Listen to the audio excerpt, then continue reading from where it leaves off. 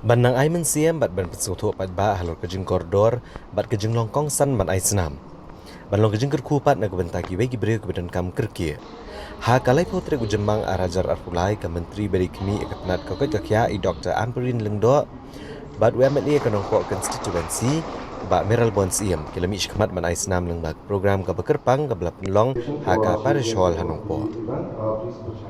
Ya kini ke program la penlong da ka Directorate of Health Services jong ke Jela Meghalaya rengkat gejing terelang bat ka Meghalaya AIDS Control Society ka Meghalaya State Blood Transfusion Council ka National Health Mission bat ka Terumo Blood and Cell Technologies. Aganik program le don rengkat ru Deputy Commissioner ke Distrik Ribhoi Warpit Upadhyay UDMHO kenongpo Dr. P. Karnari, Dr. Perkiwi Officer ni ketengah berper lembat kebat ba.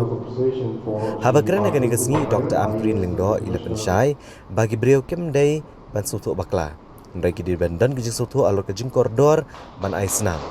Bat ki beliau kemdai ban sutu bakla ni ban syai lam bakla. Namar kejing ai senam nak kepor kairap om tangi kebedan kam senam kerki. Mereka harap hiru ikito kiba ai ke senam. Ilong bag Jela Meghalaya kadang duna bah kejing don jong kinong ai senam. Bat kani kelebo jeng ia agi bobon ki Jaka Sumar ban pendap ke senam syakipat ba kam tam na benta kitu ki bamat ye kejing ja ke besngosi pun kejing ja aksiden bat kiwe-kiwe.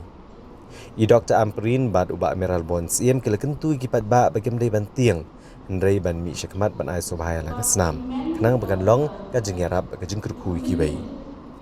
Kile tho ru bobon kinong syong ha kejela ki dan kam ke senam. Bat bon hiru kila du no ela kejeng em tang namar ba omla ban pembiang ya kesenam ha kapor ke bebiang.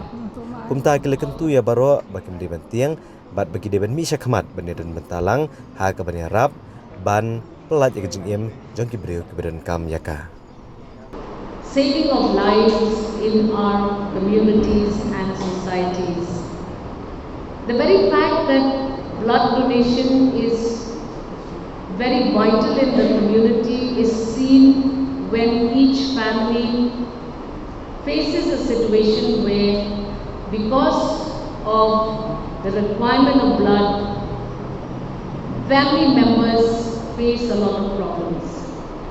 I have myself met families who are in dire strait of blood, but surprisingly, nobody from that family was willing to actually donate because of the fear that they have.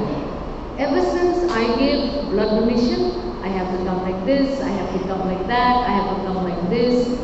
Therefore, sometimes we don't even value the very fact that we ourselves can donate for our families. The moment you do that once, you get encouraged. And you will be encouraged to therefore also donate blood for others who need your blood, whom you may not know by name or in person.